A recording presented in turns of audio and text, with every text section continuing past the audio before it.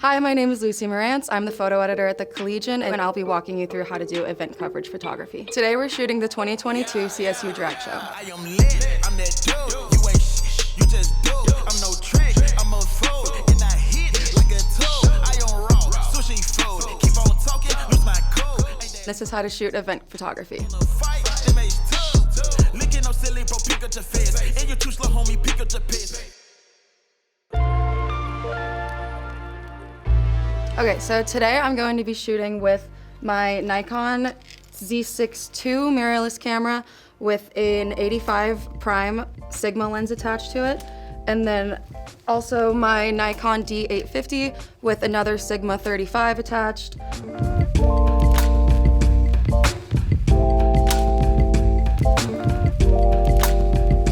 And then for both of these, the 35 prime and the 85 prime, they are both 1.4 apertures.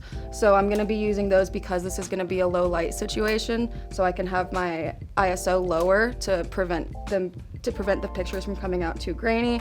And they're also just kind of good universal lengths to have for getting up close to the stage. So those are all my lenses and camera bodies, and then I also make sure to always have at least 1 or 2 extra batteries that are compatible with both camera bodies, and also at least 4 or 5 extra SD or QXD cards with me in my bag.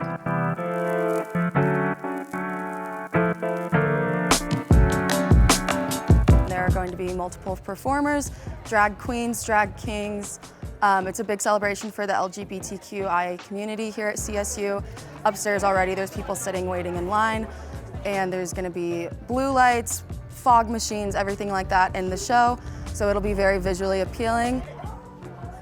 Right now we are in the prep room for the drag show, and I was in here a little bit ago doing a pre-show interview, getting some prep shots, and my thinking in doing that was just to be able to tell a different aspect of the story that you're not going to be able to get from just being in the ballroom during the show and getting the, I guess, action shots is what you would refer to them as.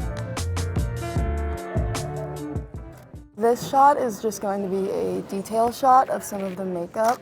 I always try to get detail shots of everything for a part of the visual variety, and I think it adds a level of intimacy to the photos.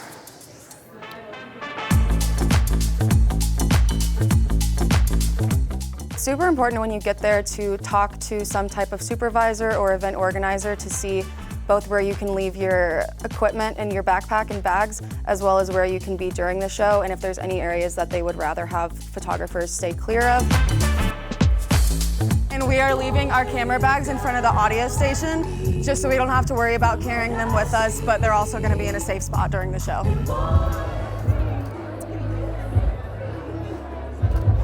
I'm getting this shot right now of just the sign with the idea in mind that this is gonna be a very good, just kind of a general use shot for things like featured images on digital. So I'm gonna be going into the ballroom before the event starts and before audience members come in, just so I can get a feel for what the environment's gonna be like, an idea of what the lighting colors are gonna be primarily, so I can mess with white balance if I need to.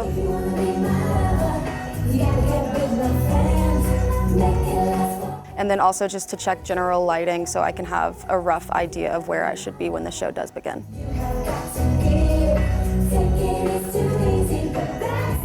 So one thing I just thought of in this down moment is to get a video for social, just on my phone, to send into the social media editor. And this is good to do just so people can kind of have a more immediate look at what's going on today. Right now I'm just taking some pictures of some of the tech that's happening behind the scenes. This is just a good angle to get and like good aspect of the story to tell. Sitting here, watching people come in to kind of get that first part of the story, because you can kind of capture some of the excitement of the audience members as they walk in and are seeing the stage for the first time.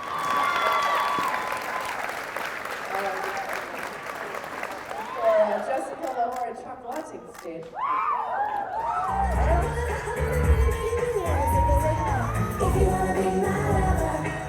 The event organizers say that you kind of have free range for the entire venue, then definitely try to get as close to the action as you can. So in this case, I'm going to be getting as close to the stage as possible. That way, the light from the stage is going to be flooding my camera, so I can have as low of an ISO as possible and as high of a shutter speed as possible.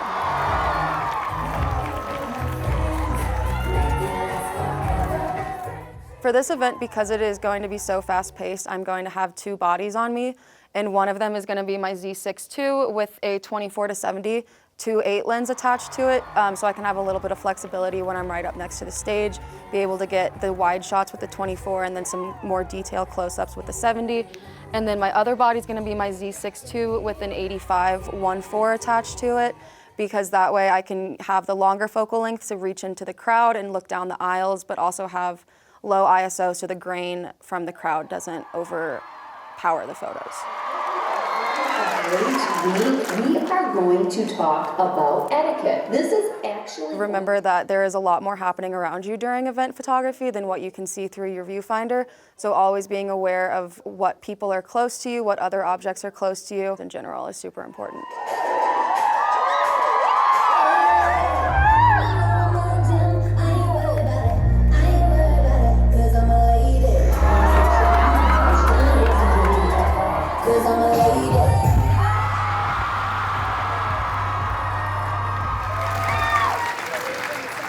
Getting detail shots of the performers, especially in this event, is going to be extra important because the culture of drag places such a heavy emphasis on the details and costumes and makeup and hair. So getting those shots on stage with the appropriate lighting is going to be really important and good for the story.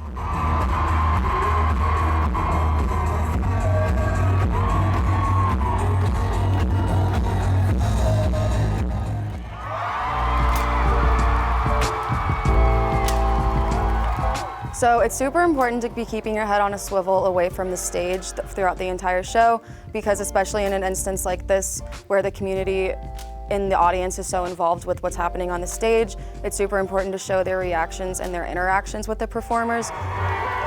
So for example, one of my favorite shots that I got from the entire event was of an audience member waving a stack of dollar bills over his head, because it just shows how excited he is to be there and interact with the other performers. Another one of my favorite shots I got from this event was a wider shot of the audience all holding their phones over their heads and waving their flashlights, and I actually almost missed the shot because I was so focused on what was happening on the stage that I didn't see what was happening behind me.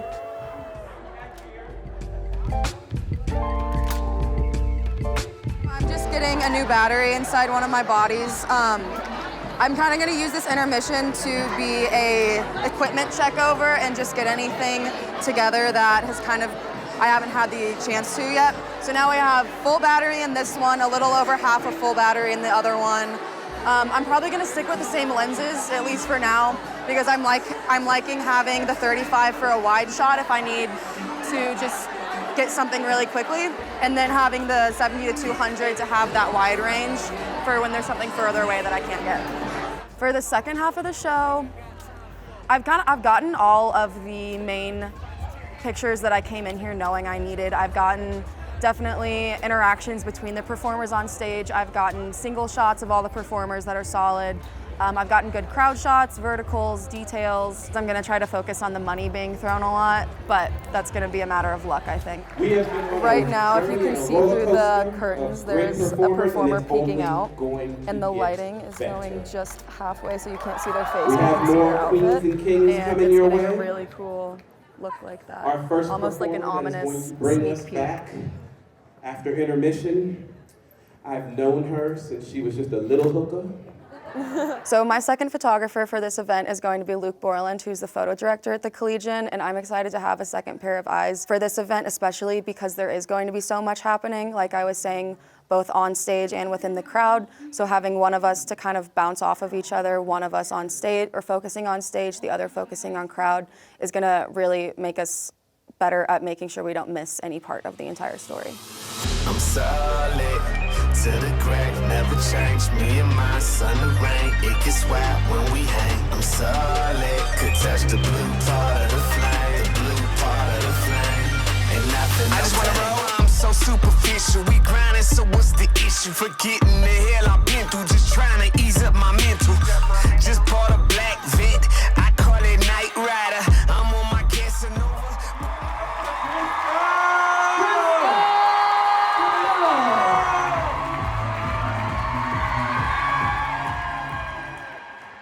So the drag show just ended and we are standing outside of the ballroom and everyone's walking out.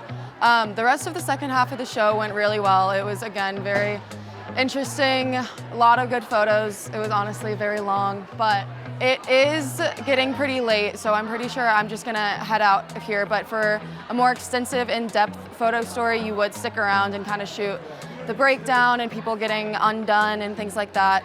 Remember to grab all your stuff because I have left things at shoots many times before.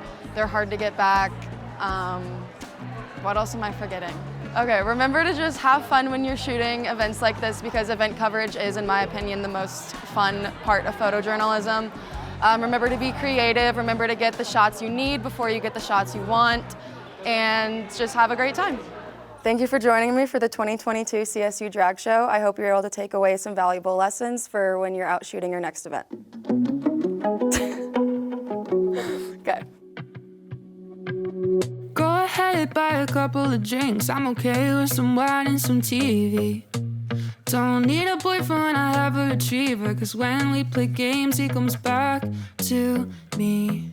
A pretty face doesn't last forever, and all the one-liners get less clever. I want a front porch with some flowers in the driveway.